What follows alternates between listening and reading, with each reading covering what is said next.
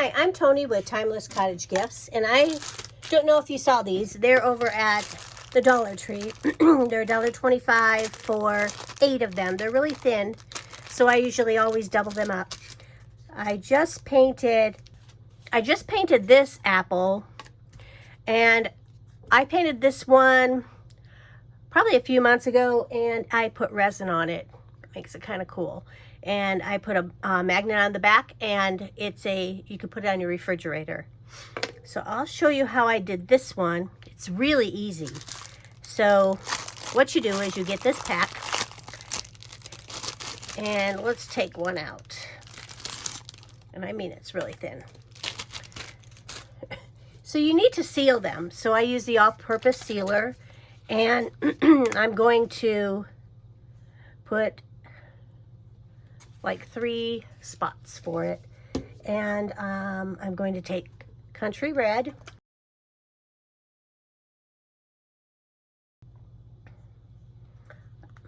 Hauser Medium Green, that's quite a lot. Let's take Sable Brown. It's just a green, a red, and a brown. And of course you're going to need various shades of each color. And now I'm going to just mix them with the sealer.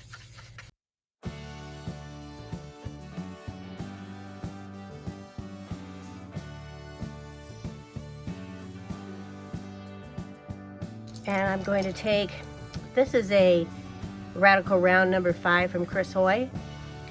And what I'm going to do is I'm going to do the leaf.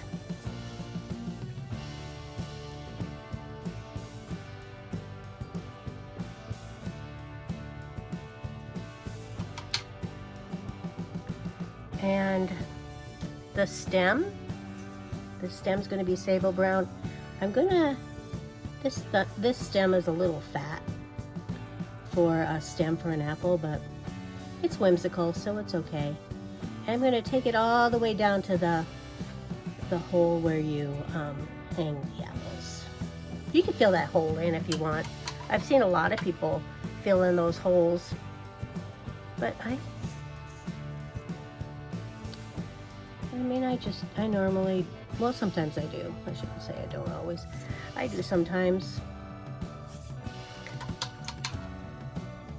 And you can put it in spackle or something like that, whatever you desire.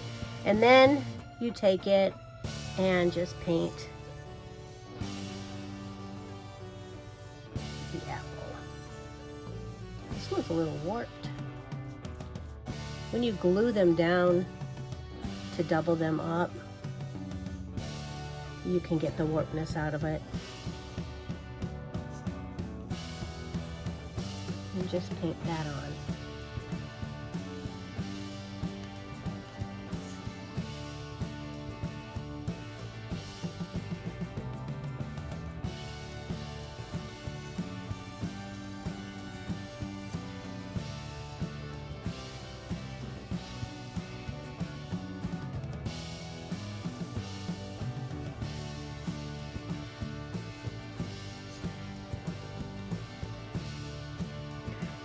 And since I have a lot here with the sealer in there, I usually go ahead and paint the whole pack. So we can let this dry. So then you would just put straight the Country Red and the medium Hauser Green, Hauser Medium Green, and the Sable Brown, these 3. And you would just do a couple more coats, just the paint, no more sealer, and you'll come up with something like this. So I already did that. Now I'm going to show you how easy this is to do. Asphaltum, let's do burnt umber, and I wonder if I can get that out.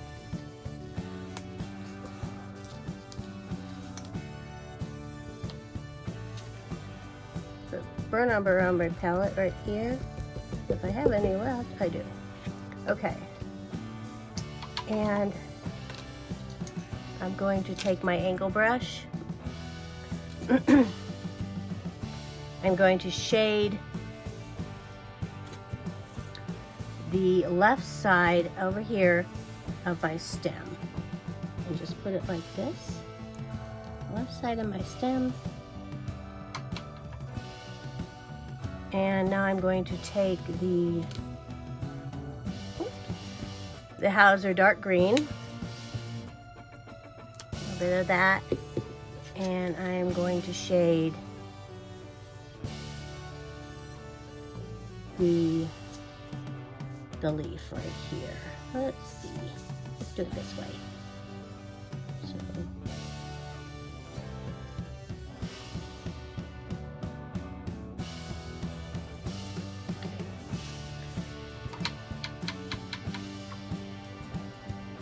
and I'm going to take the black plum.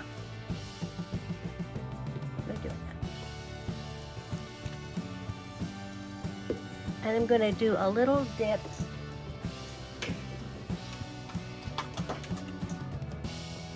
right here.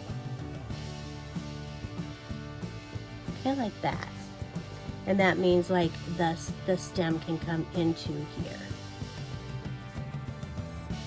And let's just work it out. Oh, there's not enough water.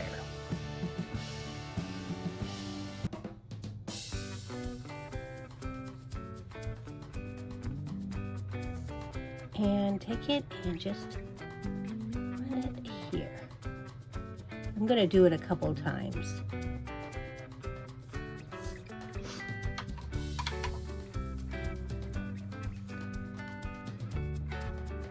And while I do that, I'm going to take a bigger angle brush, and on the left side, I'm going to take the black plum again.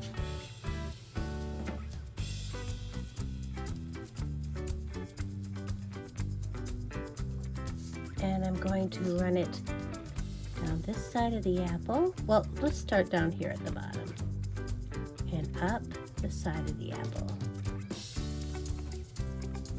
Like that.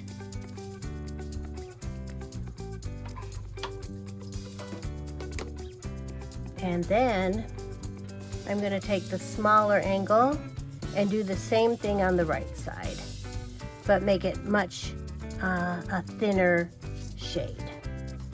So let's take it right here and go down.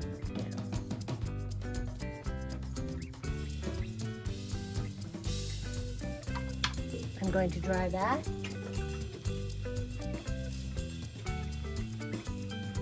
That's better.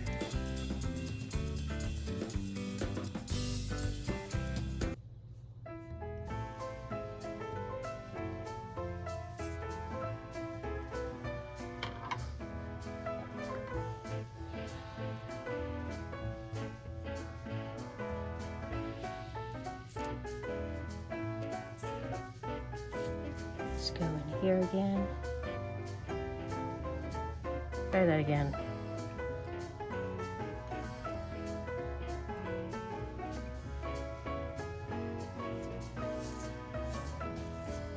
And now we're in here and take it down.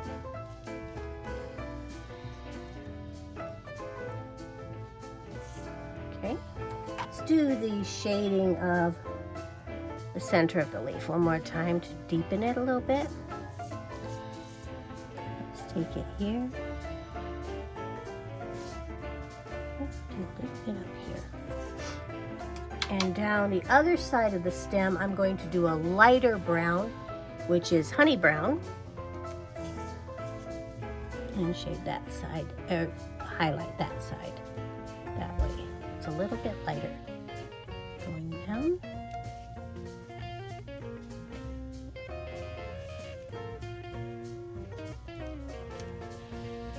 Go back in with a darker brown, which is the burnt umber, and put it here. All right. So I'm going to deepen it again, right over here.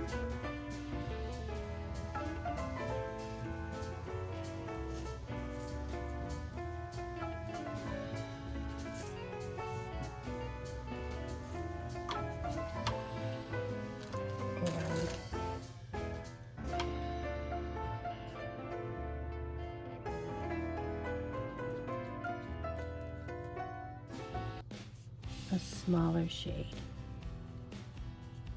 but still a shade on the side. I'm going to take it all the way down to the bottom.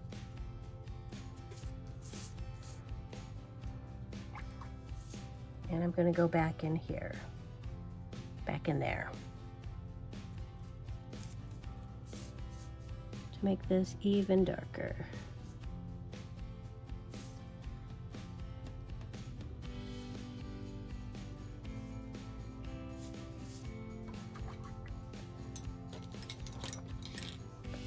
Let me dry it.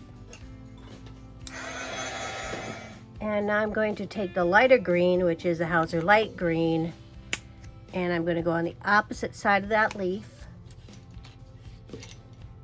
A little bit smaller. This one is a 1/4 inch Faux Squirrel. You see? I'm going to dip the corner.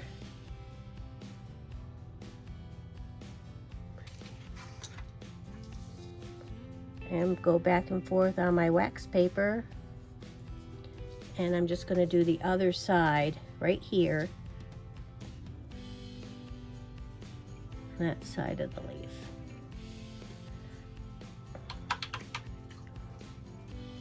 Now I'm going to take this is my Chris Haughey Epic Script Liner, and I'm going to take a darker color. Let's try the Asphaltum for this. It's a little bit darker than the Burnt Umber, just a little, not that much.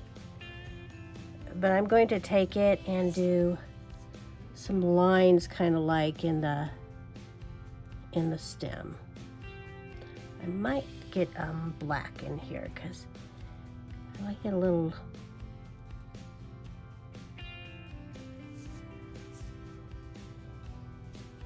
Let's see.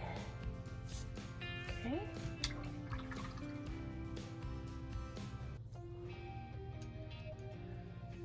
Now let's do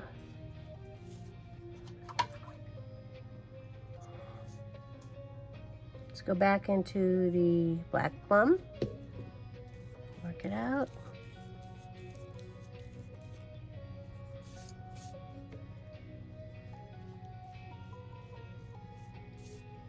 Then I went all the way down here, working it up, going around.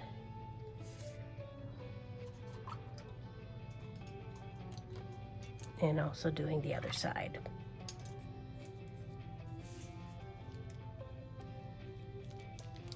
Right here.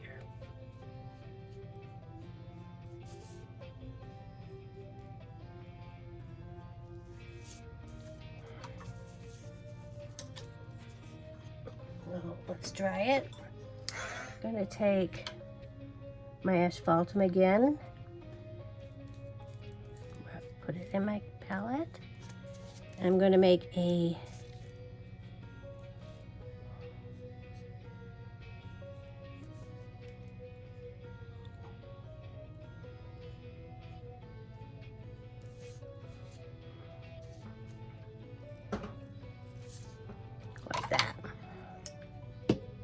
soft black.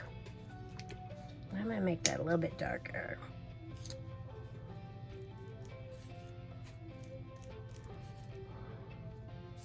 Put that in here. That's good. And take some of the soft black and take the stem down into the divot right down there.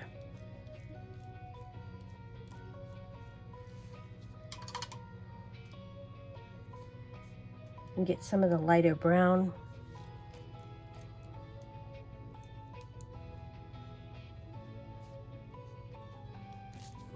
There.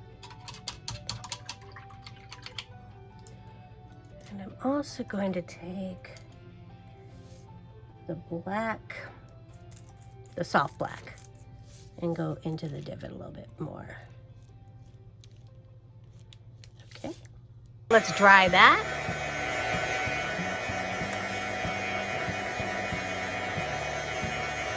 Now I'm going to take one of my my Dynasty dry brushes, and I'll take an orange color. This one's bright orange. And what I'm going to do here is find a dry paper towel. This part's dry. And rub it off into the paper towel to get a lot of it off. And I'm going to go and just run my dry brush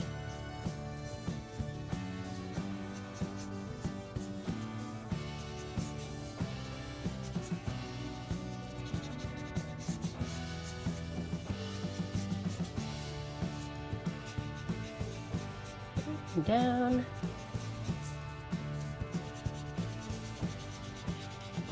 I think you can use a little bit more. Don't want to get too much though. This is like a slow process. You want to, when you put too much on it, it's too hard to get off. So you do it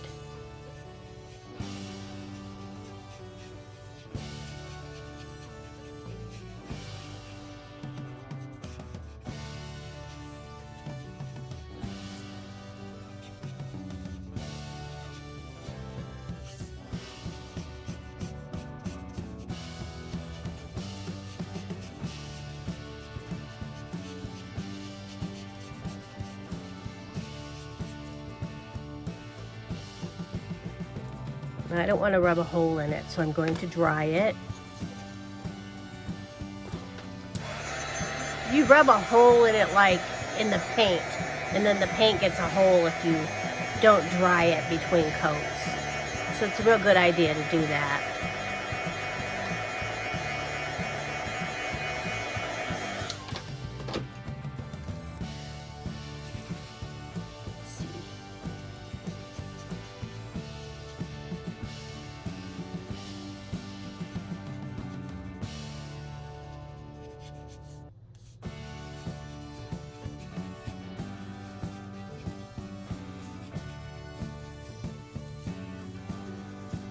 Now I'm going to take, let's see, some saffron yellow, just to lighten that up a little bit. But I'm going to dry it again.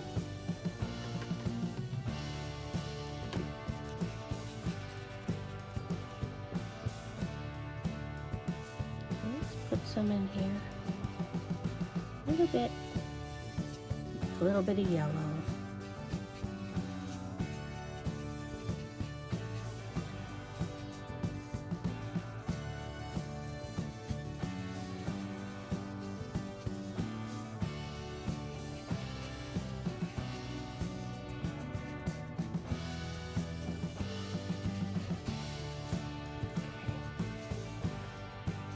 I think I'm kind of seeing what it was talking about.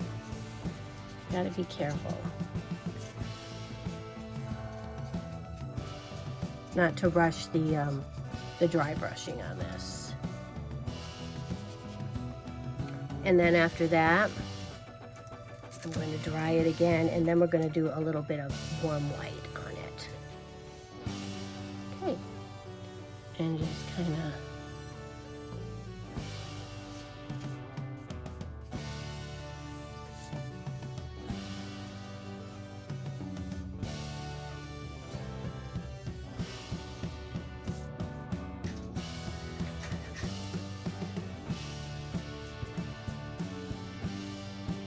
and you just play with it until you like the way it looks. Like I might dry this and then decide I need a little bit more orange on there.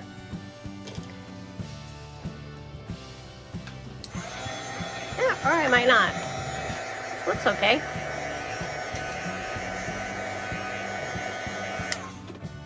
And then what you do, let's see if this one, well, this one won't do it, but this is the one we did, right? So this back, I actually put the sealer on the back of this one. You don't have to put red paint on it, because what you do is take one of the apples, and like I'll paint this apple on this side, and I can make it a double-sided apple. And I'll show you. But what you would have to glue them together with, I use art glitter glue, and I glue them together, and I use clothespins. I'll show you. I'll come back. I'm gonna let this dry, and then I'll show you. I'll come back in a little while. Get your art glitter glue, or your glue, whatever glue you like. It's good for you.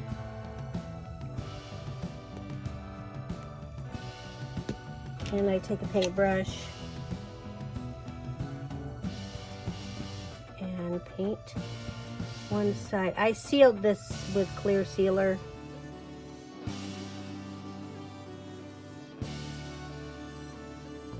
And then just put them together like that. And try and line it up as perfect as possible.